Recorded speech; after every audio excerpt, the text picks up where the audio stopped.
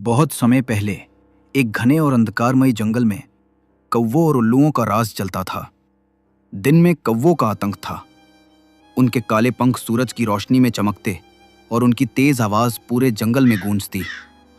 लेकिन जैसे ही सूरज ढलता, रात की चादर फैलती, उल्लुओं की हू हू की आवाजें जंगल में फैल जाती। उनका काला झुंड पेड़ों में बैठकर हर हरकत देखता। दोनों जातियां कट्टर दुश्मन थीं। दिन और रात की इस पुरानी लड़ाई का कोई अंत नहीं था और ये दुश्मनी हर साल और भयंकर होती जा रही थी। एक दिन उल्लुओं के राजा अंधकार राज ने एक षड्यंत्र रचा। उसने कहा, कौवों को ताकत से नहीं, चालाकी से हराना होगा। हम उन्हें रात में घेरेंगे और उनकी कमजोरी का फायदा उठाएंगे। तब एक युवा उल्लू को चुना गया।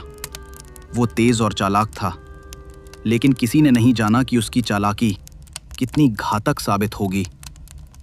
उसे कहा गया, तुम घायल होने का नाटक करोगे और कौवों के बीच जाओगे। उनके विश्वास को जीतकर उनकी सारी योजना हमें बताना है। रात गहराई, पेड़ों की शाखाएं हवा में सरसराती। उल्लू घायल होने का नाटक करते हुए पेड़ से नीचे गिर पड़ा। पंख टूटे हुए, आंखों में दर्द और होठों पर दया की पुकार। कौवे पास आए और बोले, ये तो हमारा दुश्मन है। उल्लू ने कांपती आवाज में कहा, नहीं, मुझे मेरे झुंड ने निकाल दिया है, मुझे शरण दो। कौवे उसके झांसे में आ गए। उन्होंने सोचा कि ये रात में उनका मददगार साबित होगा। लेकिन अंधकार में वह उल्लू गुप्त रूप से अपने राजा को सारी जानकारी भेजता रहा। हर कमजोरी, हर रास्ता, हर राज। फिर आई अमावस्या की रात, जब पूरा जंगल गहरी नींद में था और कौवे पेड़ों में आराम कर रहे थे। अचानक उल्लुओं का झुंड टूट पड़ा। हवा कौवों की चीखों से भर गई। काले पंख हवा में उड़ते, शाखाएं टूटती और झोपड़ियों जैसी उनके घोंसलों में हलचल मच गई। कई कौवे डर से पेड़ों से गिर पड़े। कुछ ही कौवे बच पाए, बाकी सब खत्म हो गए। अंधकार राज अपने झुंड के साथ पूरी रात जंगल में मंडराया। उसकी आंखों में आग और पंखों में शक्ति थी।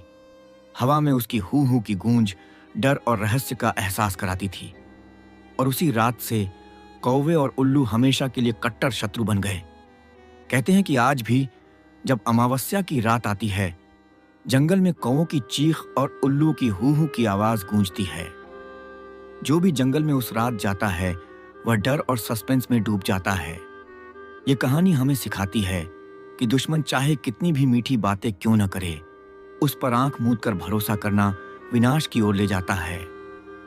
सच्चाई, सावधानी और चालाकी ही जीवन में हमारी रक्षा कर सकती है।